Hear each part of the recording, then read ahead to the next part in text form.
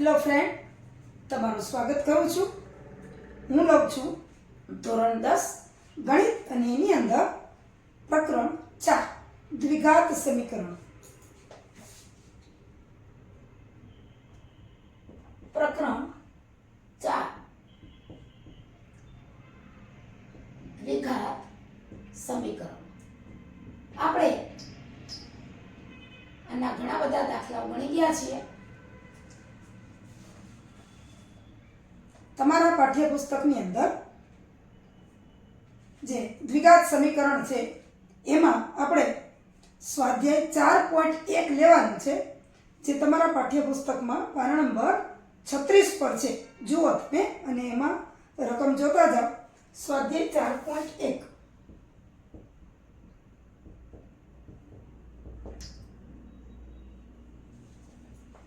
પાના નંબર 36 ઉપર સ્વાધ્યાય 4.1 છે. એનો આપણે બીજો દાખલો કરવાનો છે. બીજો પેટા વિભાગ આપણે કરવાનો છે. એટલે દાખલા નંબર 2 અને એનો પેટા વિભાગ છે બીજો. જુઓ, દાખલા નંબર 2 માં શું સૂચના છે કે નીચે આપેલ પરિસ્થિતિઓને દ્વિઘાત સમીકરણ સ્વરૂપે દર્શાવો. એમાં આપણે બીજો પેટા વિભાગ પહોંચ્યા છીએ. જુઓ, તમારા પાઠ્યપુસ્તકમાં રકમ જોતા જાઓ. બે ક્રમિક ધન પૂર્ણાંકોનો ગુણાકાર 306 છે. આપણે આ પૂર્ણાંક શોધવા છે અને આ પરિસ્થિતિને દ્વિઘાત સમીકરણ સ્વરૂપે દર્શાવવાનું છે. ધન પૂર્ણાંક છે. ધન પૂર્ણાંક એટલે બે ક્રમિક એક પછી બીજો ક્રમમાં આવે. દાખલા તરીકે 1 2 3 4 5 6 7 8 લઈએ તો 6 પછી ક્રમમાં આવે 7, 7 પછી ક્રમમાં આવે 8. એમાં એક એક ઉમેરતા જાય અને આ ધન પૂર્ણાંકો આવે છે. તો આપણે ધારો કે એક ધન પૂર્ણાંક x છે અને ક્રમિક કીધું છે. બીજું ક્રમિક ધન પૂર્ણાંક. ક્રમિક એટલે x પછી તરત આવે. આપણે કીધું 7 8 9 10 12 13 14 કોઈ પણ ક્રમ તમે લ્યો તો એમાં એક ઉમેરાય. દાખલા તરીકે 16 17 18 હોય તો 16 માં એક ઉમેરો 17, 17 માં એક ઉમેરો 18. આ એકનો વધારો થાય છે. એટલે જો એક ધન પૂર્ણાંક x હોય તો બીજો ક્રમિક ધન પૂર્ણાંક x + 1 છે. એમાં એક ઉમેરાય છે. હવે આપણને શું કીધું છે કે બે ક્રમિક ધન પૂર્ણાંકોનો ગુણાકાર 306 છે. બે ક્રમિક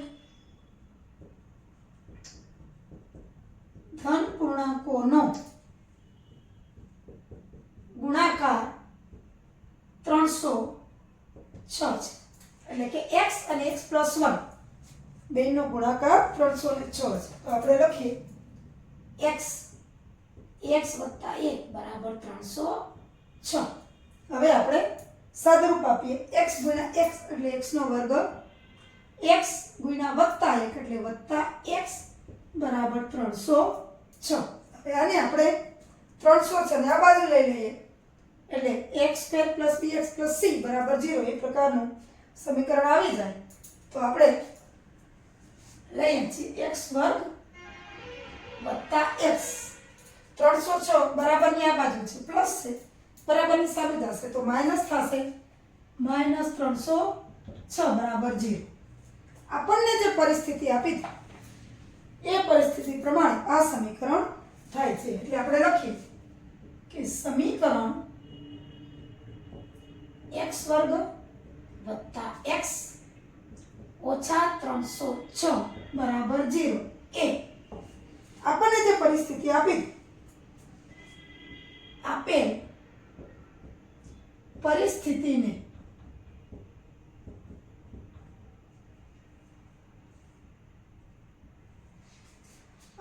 પરિસ્થિતિને અનુરૂપ દ્વિઘાત સમીકરણ છે.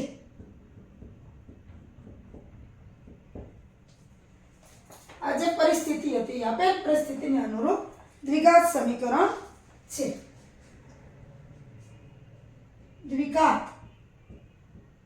સમીકરણના એટલે કે આ દ્વિઘાત સમીકરણના આ જે દ્વિઘાત સમીકરણ છે એના ઉકેલ પરથી બે ક્રમિક ધન પૂર્ણાંકો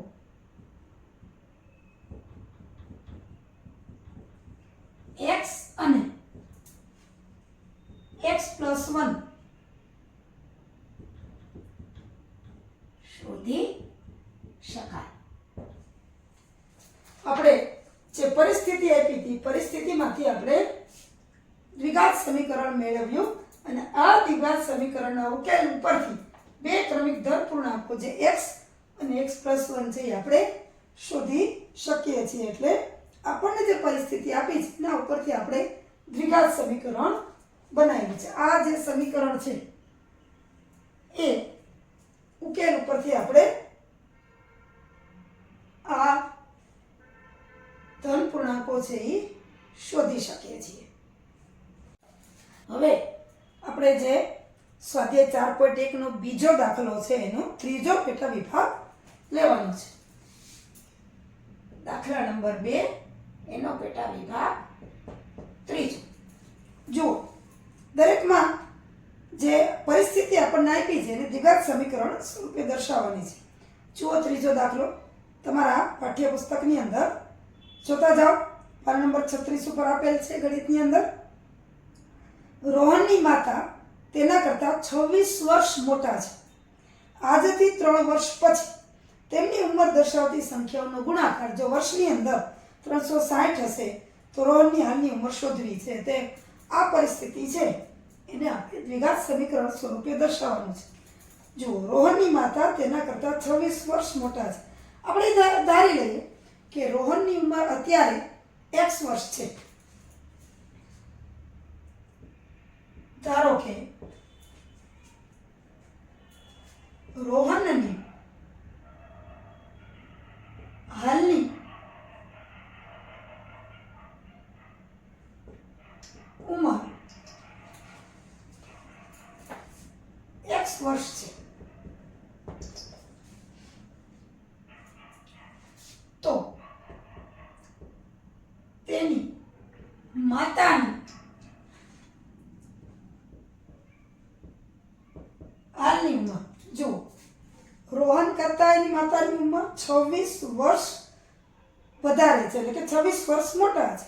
એટલે રોહનની જે હાલની ઉંમર છે એમાં 26 ઉમેરી દઈએ તો એના માતાની હાલની ઉંમર આવી જાય. રોહનની હાલની ઉંમર આપણે ધારી કે x વર્ષ, તો એની માતાની હાલની ઉંમર x + 26 વર્ષ છે. હવે વાત આવે છે 3 વર્ષ પછી. 3 વર્ષ પછી અત્યારે રોહનની ઉંમર x વર્ષ છે, તો 3 વર્ષ પછી એટલે 3 એમાં ઉમેરવામાં આવે. પછીની વાત છે, ભવિષ્યકાળની વાત છે. 3 વર્ષ પછી રોહનની ઉંમર અત્યારે x વર્ષ છે, તો 3 વર્ષ પછી એની ઉંમર x + 3 થશે. અને તેની માતાની ઉંમર રોહનની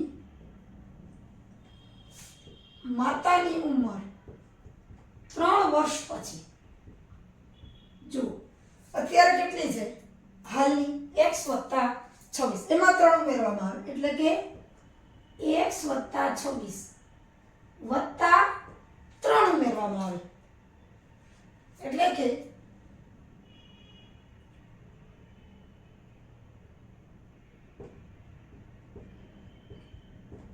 તેની ઉંમર x + 26 ને 3 29 વર્ષ થશે.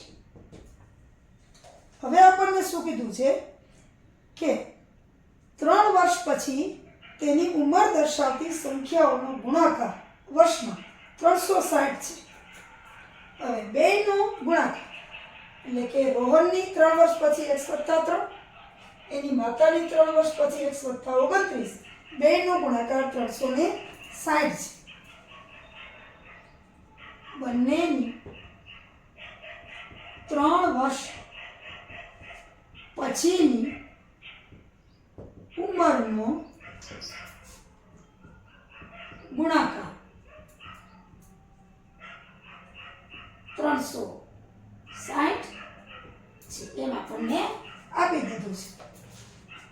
રોહનની x + 3, રોહનની માતાની x + 29, બેયનો ગુણાકાર 360 છે. હવે આપણે જોઈએ તો બેયનો ગુણાકાર કરવાનો છે. x + 3 અને x + 29 બરાબર 360. હવે આપણે સાદું રૂપ આપવાનું છે જે આપણે અગાઉ આપ્યું જ છે. આનું પહેલું પદ ગુણ્યા આનું પહેલું પદ, પહેલું પદ ગુણ્યા બીજું પદ, ફરી પાછું આનું બીજું પદ અને પહેલું પદ, બીજું ને બીજું. હવે x ગુણ્યા x એટલે કે x નો વર્ગ, બધું વત્તા જ છે એટલે નિશાની ક્યાંક ઓછા નહીં આવે, બધે વત્તા જ આવશે. x ગુણ્યા x એટલે x વર્ગ, x + 29 એટલે વત્તા 29x. હવે 3 ગુણ્યા x એટલે વત્તા 3x અને વત્તા 29 ગુણ્યા 3. ગુણાકાર મોડે થઈ જાય. 9 તેરી 27 ના 7 વધી આવી 2, 3 દુ 6 અને 2 8, 87 બરાબર 360. હવે હજી પણ આપણે સાદુરૂપ આપીએ. અહીંયા 29x છે ને 3x છે એટલે x વર્ગ. આ x વાળા પદને આપણે ભેગા કરી દઈએ, 2 પ્લસ એટલે 29 ને 3, 30 31 ને 32 એટલે 32x વત્તા 87 બરાબર 360. 360 છે અને બરાબરની બાજુ એક બાજુથી બીજી બાજુ લઈ લઈએ 87 બાજુ એટલે માઈનસ થઈ જશે. x વર્ગ વત્તા 32x વત્તા 87 ઓછા 360 બરાબર 0. હવે વત્તા 87 અને ઓછા 360, x વર્ગ વત્તા 32x. હવે જુઓ બેયમાં પ્લસ ને માઇનસ છે પણ મોટી સંખ્યા 360 છે ને જવાબ માઇનસ આવશે. 360 અને 87 બેયનો ડિફરન્સ એટલે કે તફાવત લેવાનો. તો આપણે 360 માંથી 87 બાદ કરીએ તો અહીં 5, 10 માંથી 7 જાય તો 3, 5 માંથી 8 નો જાય 2, 15 માંથી 8 જાય તો 7 અને 2 ના 2 એટલે કે -273 બરાબર 0. આ જે સમીકરણ છે એ આપણે આવ્યું છે જે દ્વિઘાત સમીકરણ પ્રકારનું છે. ax વર્ગ + bx + c = 0 એ પ્રકારનું છે. તો આપણે લખીએ કે સમીકરણ x વર્ગ + 32x ઓછા 273 બરાબર 0 એ આપેલ પરિસ્થિતિ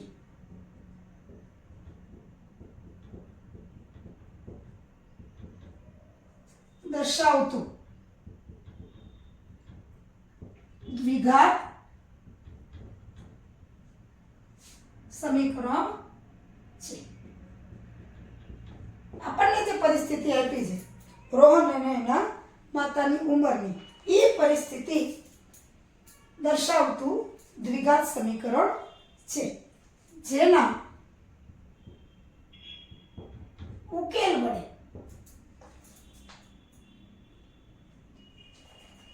આપણને કીધું છે રોહનની હાલની ઉંમર શોધવી છે. જેના ઉકેલ વડે રોહનની હાલની ઉંમર શોધી શકાય.